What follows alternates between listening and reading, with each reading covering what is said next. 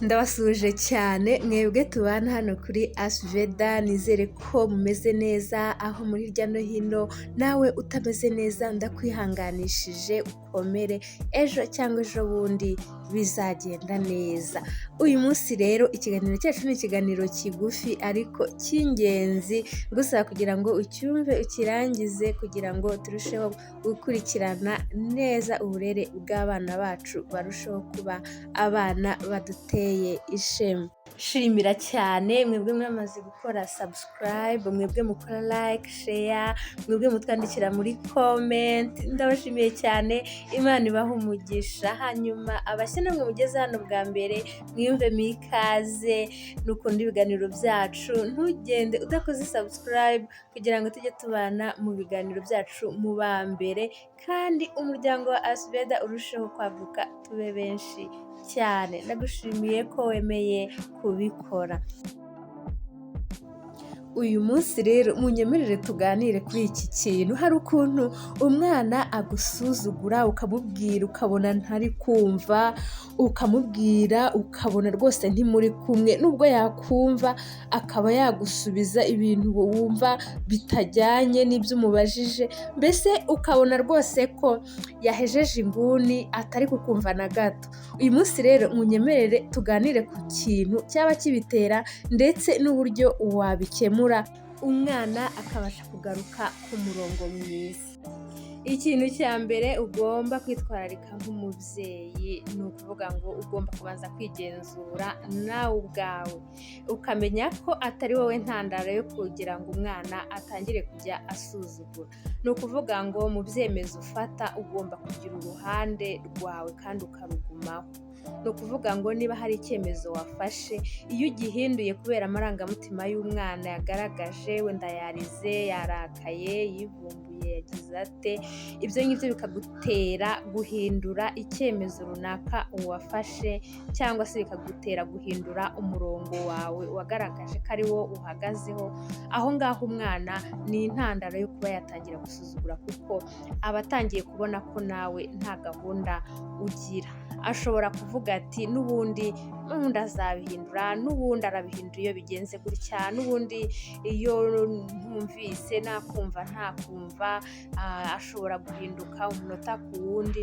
Ni ukuvuga ngo bicanga umwana nawe yibaza icyo uhagazeho n'icyo udahagazeho. Ni byiza rero kubanza kwigenzura ukareba niba uri umubyeyi ufite umurongo, uri umubyeyi uhagarara ku ijambo ryawe, noneho ukabona gutangira kureba ku ruhande rw'umwana. Ni byiza gusezeranya umwana ikintu warangiza ukagikora. Niba hari icyo wamusezeranije, ni byiza kugikora kugira ngo atangire abone ko uri umuntu uri serious, atangire akubahe nk'umuntu abonamo ko uri umuntu ugendera ku murongo. Ikindi kandi nanone, niba hari ikintu uhakaniye umwana, niba hari ikintu ubona ko kitari ngombwa muri ako kanya ko wakorera umwana, ko wenda wamugurira, ko wenda hari ahantu yajya runaka, ukabona bitari ngombwa muri icyo gihe, ugomba kubihagararaho, ukamenya guhakanira umwana, ukamenya kubwira umwana no igihe biri ngombwa. Tugiye ku ruhande rw'abana, hari igihe umwana aba ashaka kureba aho imipaka ye igarukira, ashaka gusobanukirwa neza imipaka ye aho igarukira, icyo yemerewe n'icyo atemerewe. Noneho akaba yakora ikintu wenda azi ko kigomba gukora gutya, we akaba yagikora ukundi, kugira ngo arebe neza niba naho handi ahemerewe. Noneho bikaba byamujyana muri uwo mujyi wo kuba yasuzugura. Noneho kandi hariho n'igihe umwana aba ashaka kwigenga, ashaka kugira ngo yimenye birushijeho. Uko umwana akura, uzabibona ko aba ashaka kugira nawe yikorera ibintu bye, yihe gahunda ze. Niba ari umwana wajyaga wambika, atangire gushaka kwiyambika, atangire gushaka kwikarabya, atangire gushaka kwifura, mbese agashaka kwikorera ibintu bye nk'uko namwe mubyikorera, cyangwa se kwiha gahunda zo kugendera nk'uko namwe muziha, ashaka gukura mbese. Ahangaha rero bishobora nabyo kuba intandaro yo kuba byamujyana muri icyo kintu cyo gusuzugura. Ahangaha rero biragusaba gufasha umwana, ukamwereka imipaka ye, ukamwereka icyo yemerewe n'icyo atemerewe, mbese ukamufasha muri izo etape agenda ageramo z'imikurire, kugira ngo bitazamusaba gukora ibintu byinshi kugira ngo yivumbure cyangwa se avumbure aho agomba kugarukira, ahubwo mwebwe mukamufasha kugira ngo amenye imbibi ze, amenye aho agomba kugarukira. Hanyuma ikindi kandi, umwana hari igihe ibyo bintu byo gusuzugura aba yarabibonanye abandi bantu, wenda yabibonanye abandi bana, cyangwa se yabibonye aho mu rugo, cyangwa se hari ahantu runaka yagiye abona abantu batumva, abona abantu batumvira. Mbese umwana urabizi ko yigira kubabona, yigira kubyabona buri munsi, ibyabamo buri munsi nibyo bimwigisha, nibyo agenda yigiramo. Noneho rero hari igihe aba yaragiye abibona ahantu hatandukanye, noneho nawe agashaka kubigerageza ngo arebe ko bikora, cyangwa se arebe uko bigenda iyo yakoze gutyo.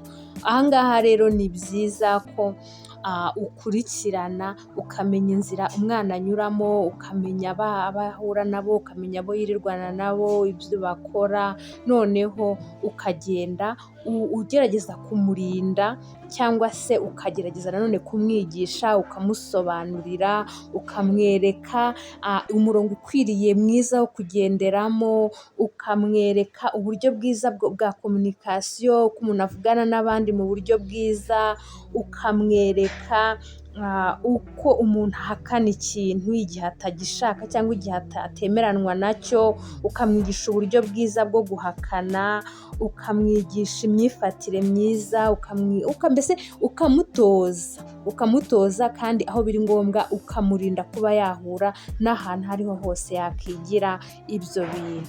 Ahangaha bizamufasha kuko umwana urabizi yigira ku byo abona buri munsi. Ahangaha rero biragusaba kurinda umwana, ukarinda ibyo abona, ukarinda abo yirirwana nabo, ukabamurinda niba ubona ari abantu bamwigisha ibintu bidakwiriye, kandi ukamwigisha n'indangagaciro zikwiriye, akwiriye kugenderaho. Muri urwo rugendo rero nk'umubyeyi, ntabwo bigusaba gusakuza ubuza umwana cyane umubaza impamvu, ahubwo birasaba gutuza, ukabanza ukamenya neza impamvu ibitera, hanyuma warangiza ugashaka ibisubizo wifashishije ingero zimwe na zimwe twagiye tuvuga muri iki kiganiro.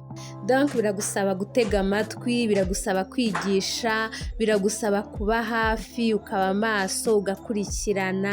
Hanyuma iyo ibyo byose ubonye bitari gukora, iyo ubonye bitari gukunda, urabizi ko ari ukwitabaza impuguke mu by'ubuzima bwo mu mutwe, impuguke mu by'imikurire y'abana, abaganga b'abana, kugira ngo barusheho gutanga ubufasha bwisumbuye, umwana akabasha kugaruka ku murongo mwiza.